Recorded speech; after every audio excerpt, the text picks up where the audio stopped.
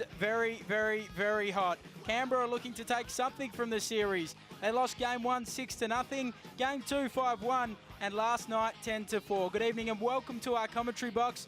I'm Ben Cameron, and he's the most winningest pitcher in Australian Baseball League history, none other than Simon Isons. Good afternoon. Good afternoon, Ben, and it is certainly hot. As we saw Rod Drew spraying himself with the hose out there, I think the water was actually evaporating before it hit the floor.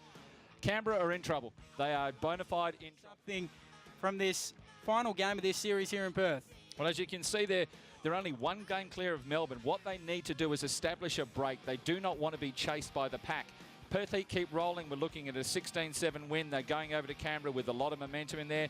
There's no doubt that going to Canberra will be a very, very hard series for Perth, so they need to establish the ground. We'll possibly, if we go to Canberra, lose 3, we're 1 up into the series, we're 1 up ahead. But the thing that Canberra have got to worry about is the other teams that are catching them and the other teams that are playing good catch-up baseball as well. Let's take a look at the lineups for the game here today on Sunday afternoon for Fielder's Choice. Starting off with the visitors, the Canberra Cavalry.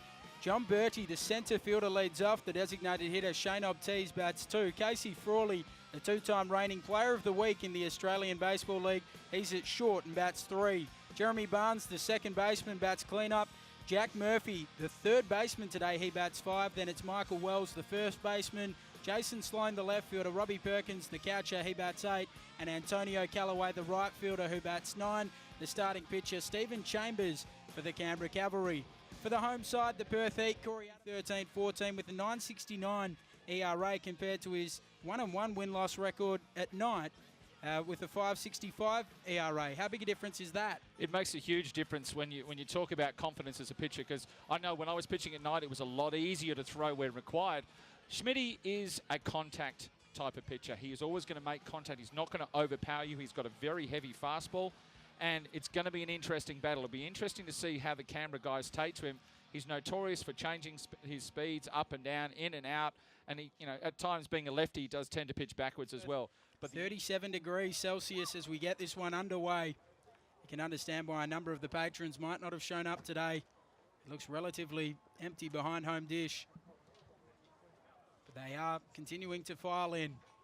Bertie to lead off and facing the southpaw Schmidt, who comes home, misses down and away.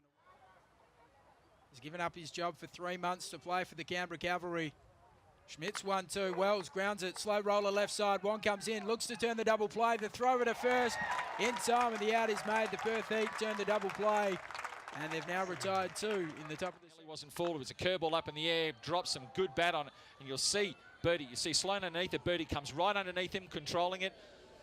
A close situation there. But like you said, centre fielder has right of way. It was pretty much... He was lucky not for a collision then. Chambers home. Kennelly grounds it over towards the shortstop. A diving save from Frawley. Sets himself through it at first. And Matt Kennelly is safe over at first. The stretch from Wells. But the throw was not in time. It was a close call. We'll have a look at the replay. But irrespective of that, it is a 2-out single for Matt Kennelly.